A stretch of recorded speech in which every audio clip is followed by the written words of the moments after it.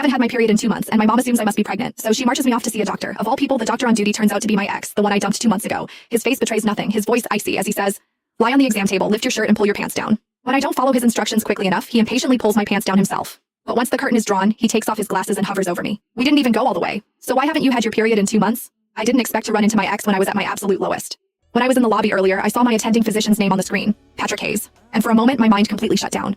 No way. This couldn't be happening. Still, I tried to reassure myself. In a city this big, it wasn't unusual to run into a doctor with the same name. But the moment we locked eyes in the exam room, my heart sank. Neat and unassuming, Patrick wore a white coat that made patients trust him instantly. He was the head of OB/GYN at one of the city's top hospitals. So who else could he be but my ex? Valerie Carter, right? What seems to be the problem? He asked in a businesslike tone, his slender fingers curling around a pen. Perfect. We had been broken up for barely 2 months, and he could already act like he didn't know me. He was truly ruthless. Granted, what I had said when we broke up had been way crueler than anything he was doing now. My exact words had been, "Patrick Hayes, after today, the only way I'd even consider seeing you again is if you were lying in a hospital bed, begging me to." Now they had come back to haunt me. We were really meeting again in a hospital. But this time, I was at his mercy. He was the doctor, and I was just a patient waiting for my fate to be decided. Forget about gracing him with a visit. His schedule was completely booked, and I couldn't even snag a single slot myself. Ultimately, my mom had to fork out double the usual price and go through all kinds of trouble just to get an appointment from a scalper. Just moments ago, I overheard a group of young women leaving the clinic whispering excitedly about how handsome the doctor was. According to them, the social media hype wasn't an exaggeration. They didn't even need a prescription. Just seeing him in person was enough. He was devastatingly handsome. The kind of face that made them feel like they could live decades longer just to admire it.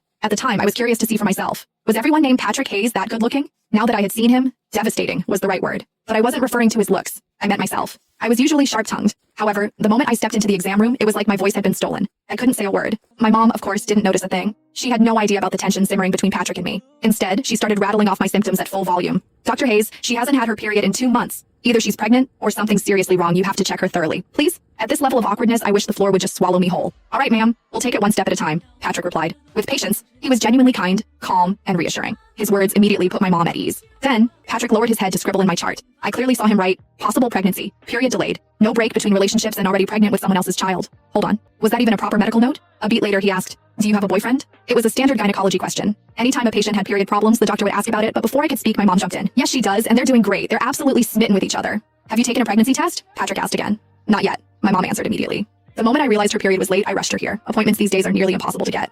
"I see."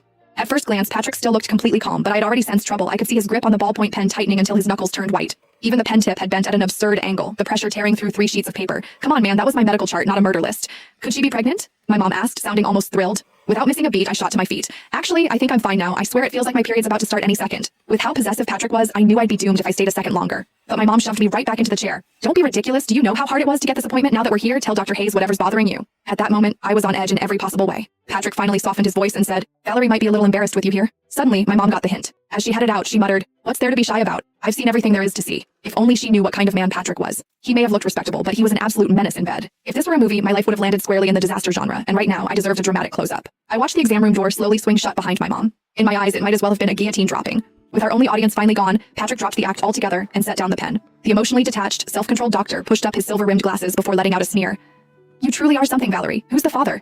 It's only been 2 months since we broke up, and you're already pregnant. The person who texted me wasn't lying. You really are easy." Patrick paused for a beat. Then, in an icy voice, he added, "Forget it. From here on out, you live your life, and I live mine. You're here for a checkup. That's all. Whatever's going on with you isn't my problem." I was completely lost. What text? And what did he mean by I was easy? Had he fallen for some phishing scam? God knew I had always been nothing but loyal to Patrick. Sure, before I met him, I had been a little wild. In fact, our first meeting wasn't romantic, touching, or exciting. That night, after finally meeting a client deadline, I called up a few friends and planned to go check out some male strippers. But our stupid navigation app glitched and led us to an upscale bar instead. We barely glanced at the sign before going in. The bar was classy, but my taste was down to earth. After scanning the menu, I ended up ordering a whole bucket of soda. As luck would have it, Patrick was one of the bar's investors, and he happened to be there that night. When he brought our drinks over, he even reminded me, "Go easy on the soda and alcohol combo. Too much of it will make your heart race." My friends had me drinking like crazy, and by then I was totally woozy. So, when I saw a handsome guy standing in front of me, I immediately grabbed his hand and blurted, "What the hell? This place hires some good-looking escorts. How much for a night? Damn. Look at his hands and abs. What an outstanding man." I was too drunk to remember. But according to my friends, I didn't just grope Patrick. I even tried to grab his waist and plant a kiss on him. Back then, they were so mortified that they wished the ground would swallow them. They even acted like they didn't know me. Their embarrassing country bumpkin of a friend. When I sobered up the next morning and learned what I had done, I wanted to die of embarrassment too.